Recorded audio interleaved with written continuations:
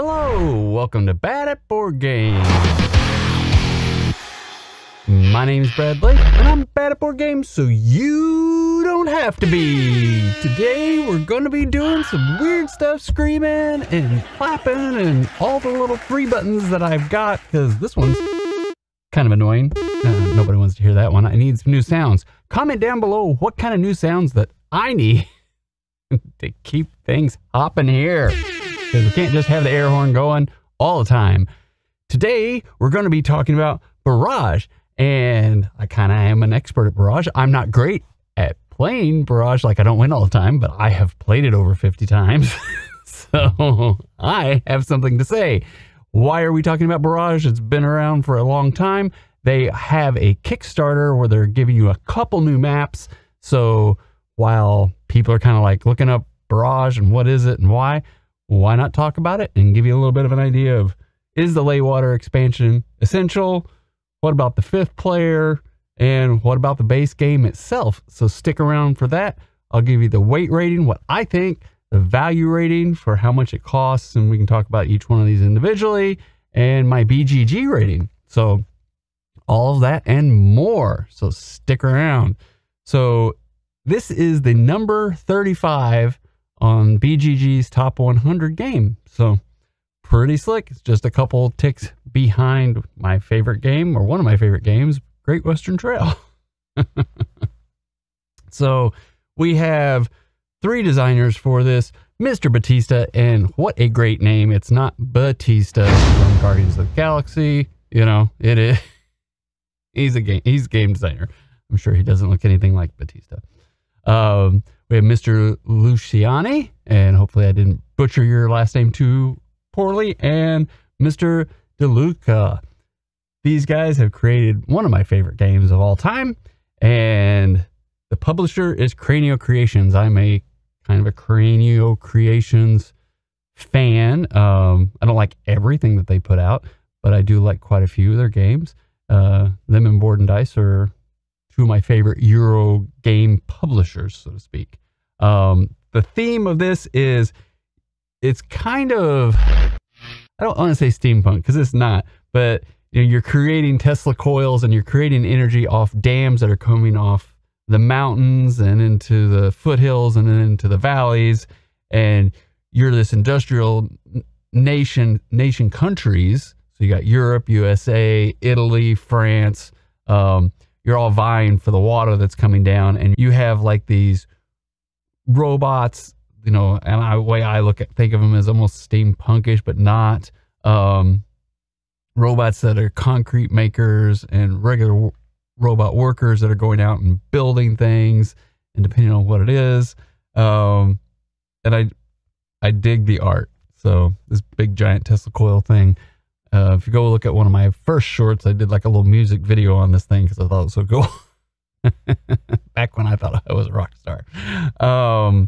But I just really, I dig the theme, even though it's a Euro game. I feel like it's integrated into how the whole game is playing with these dams and the power and everything that you're trying to do. I like the appearance. There's 2 different sides to the board. You've got one side that like is really detailed and bright with the colors of the pipes. And then there's one side I don't think anybody plays where it's harder to see those pipes and those connections. But I think it's kind of cool. Nice components. You're going to pay for some of those components, but nice wooden pieces for all of your workers. Nice wooden pieces and colors painted well for all of your dams. And each company has their own color and different shapes for like your power plant.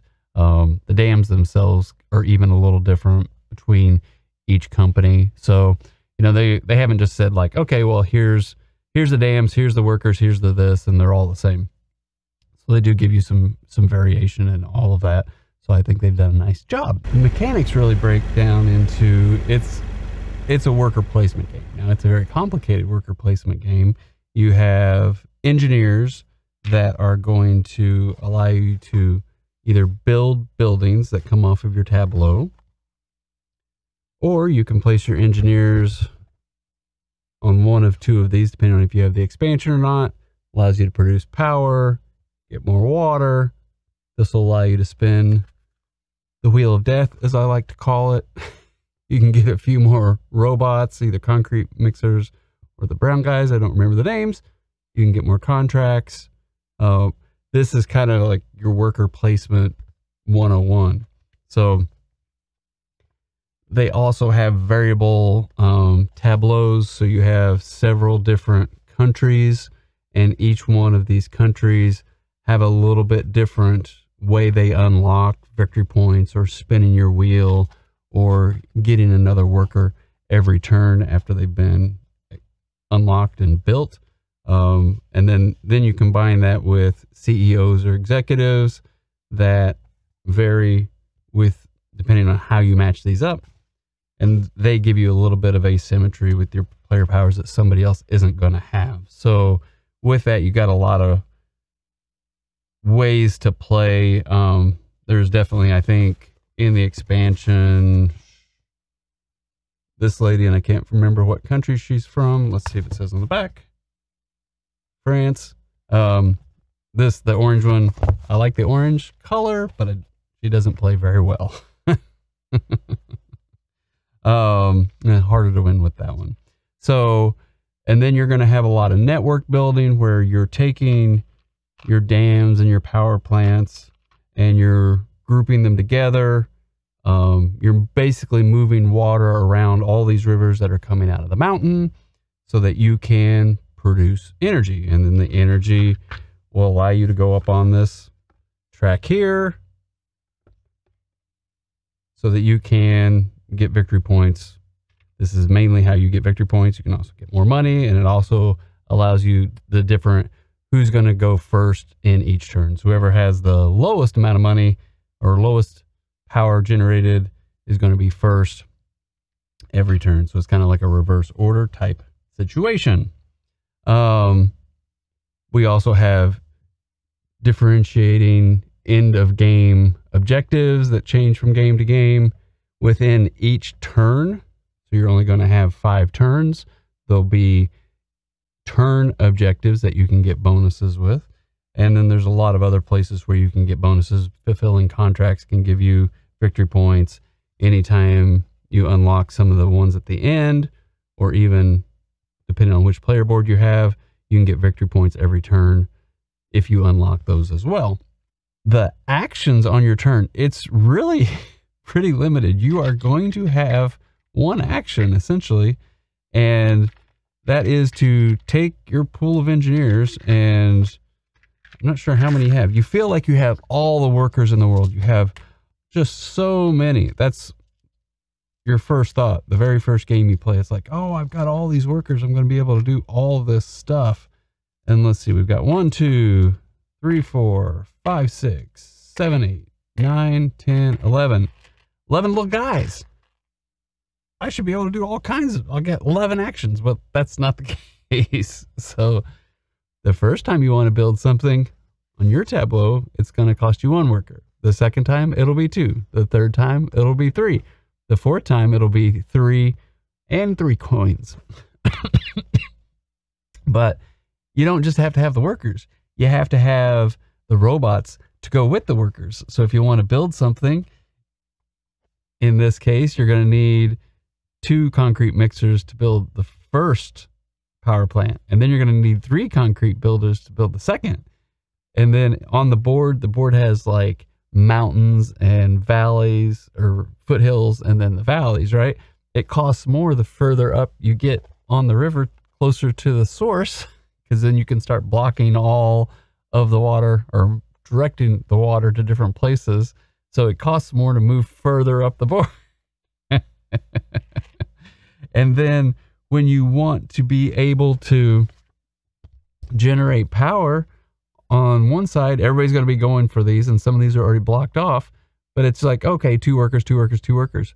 However, if somebody already goes there, you're going to have to go to the other side, and it's 3 workers and 3 coins. So all these variations on 1 worker or 2 or 3, and do I have to pay anything? Not pay, or do I have to pay something? You find out that all these workers, you thought, so cool, I've got so many. you don't have that many. And then when you have workers, you don't have the robots to go build something. And you're like, hurrah! This game is frustratingly brilliant. Frustratingly brilliant. But it's like you have one action. You take an engineer and you place it somewhere, and then you take that action. That's your turn. But it's so much more than that. So much more than that. This is one of the first games, one of the Euro games. Toph got me this for my birthday or Christmas. I can't remember which now. And when we played it the first time, it was just like, this game almost broke our brains.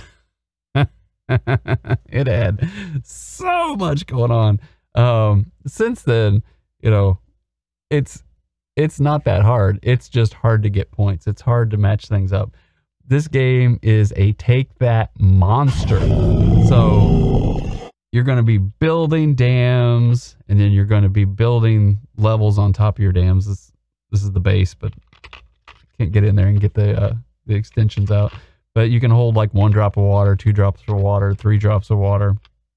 And you can build above somebody else that has a little dam. So then you start to block the water going to them.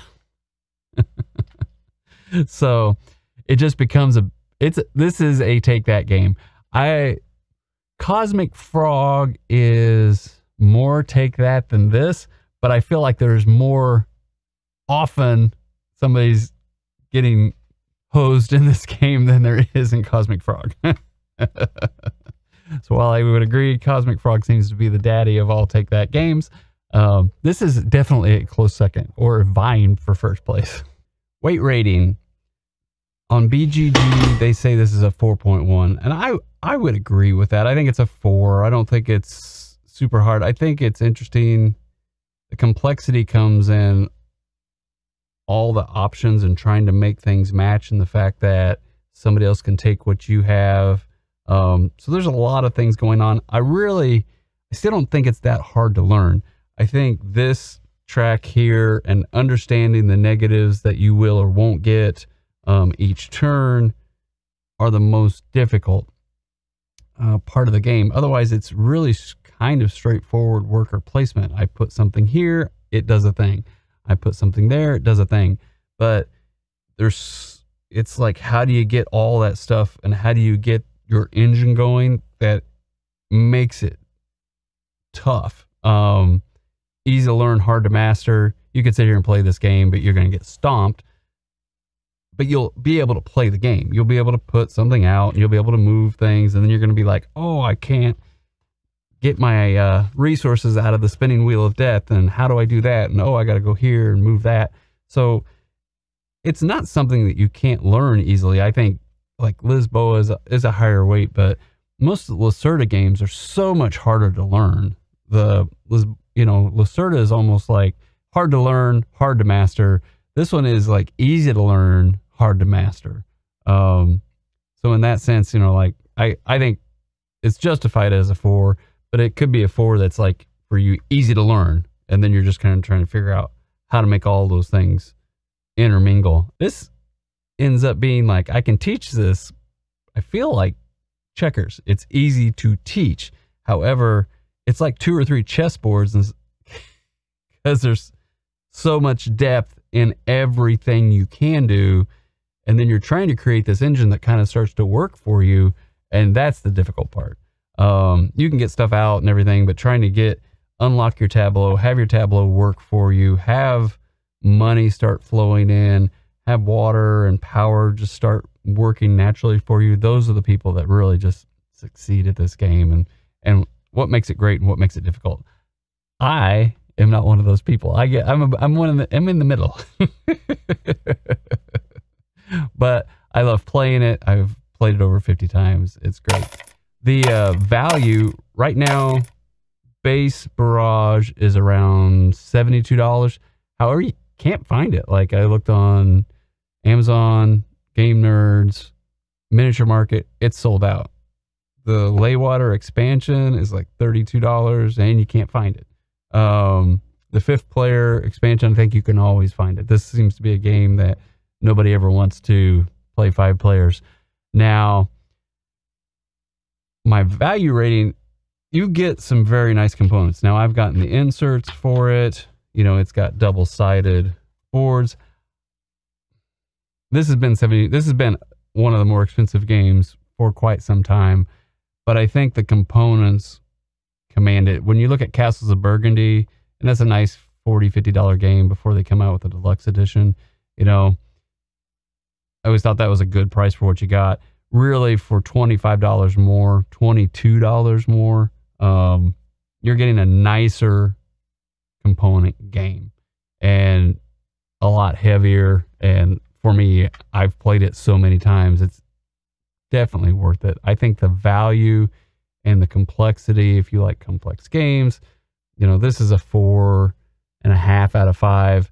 You know, I always want things cheaper, but even at $70, it's almost like a 5 out of 5. I think for the number of times I've played it, it is definitely a 5 out of 5. I think for your value rating, if you haven't played Euros, then this isn't, you don't want to start here. Start at Castles of Burgundy, other lighter weight Euros, work your way into this. But for a Euro gamer, if you've never played Barrage, I can't recommend another Euro game other than this. I just think this game is great, which leads me into my BGG rating. I think Barrage, I had it as a 9 out of 10, and I've recently upgraded it to a 10 out of 10. I will always play it if somebody wants to play, and I don't ever see that changing, which is BGG's needing for a 10. I haven't gotten burnt out on this, and I play this. I have a game of this going all the time. There's never a time that I don't have a game group either playing on BGA, mainly on BGA, and I'm going to be bringing it back out to the board game group in a week or two, because we like the game. It's just something that I'm constantly playing, constantly enjoying, and always wanting to get better. Not quite making that happen, but always wanting to get better. So it's definitely my 10 out of 10. The Leeghwater Expansion is one of the first expansions I would ever say is essential. I will play Barrage, and I have played it, the base game, but I never want to. Like, I only want to play Leeghwater. If I'm teaching people, this one's fine. But once I've taught somebody, like the second game, I want to add Leeghwater to it. I think it is definitely an essential expansion, and you won't hear me say that much. You can go look at our expansions. I think expansions are money grabs for the most part, but from what I understand, this expansion was actually, this game was designed holistically at the same time to keep the price down. They dropped this expansion and just launched this part. And I think it flows, like, you can kind of tell, like, the whole game just seems to work, and it doesn't feel like a bolt-on or anything. So I think that's why I like the Leeghwater expansion so much. The 5th player expansion, I have found surprising. Like, I like the map. Like, you can use the 5th player expansion. There's a map on there. It just really changes things up, even at 4 people. So I like the 5th player expansion mainly because I like the different map that it's finally giving you, and it really changes the game up so much. And it's one of the reasons I think I'm going to be back in the Kickstarter, because the map has such an impact on the game. And if you have the same map over and over and over, it gives you a whole nother lane of water coming down, and the way that they pipe things from one dam to another and one power plant to another, it's all just different. So, you know, you get people that are like, they're used to the main map, and then you throw in the 5th player expansion map, and it's like everybody's feels like you're on the same level now, because people have the places they like to go. And, you know, so, you know, I can recommend all of these, and I haven't found a bad player count at it. It's when I haven't played it solo. I think it's fine at 2. I think it's fine at 3. I think it's fine at 4. I think it's fine at 5. 5 is kind of like, but I like 4 at the 5th player expansion map, which you can do. So, you know, for what it's worth. I think they're just excellent. So what do you think? Are you a Barrage fan? Do you like Cranio Creations? Go check out the Kickstarter where we kind of just go over the map and talk about gonna back, not gonna back, is it gonna be at stores? You can get these through the Kickstarter. Since they're not available, it might be a place for you to pick it up, and looks like it's gonna be like 6 months to get the new maps printed. So those are options for you as well. And we'll just kind of go and kind of see. Thank you very much. And just remember, no matter how you play, whether it's solo, with family, or friends, enjoy whatever you are bringing to the table. Have a great night. Bye.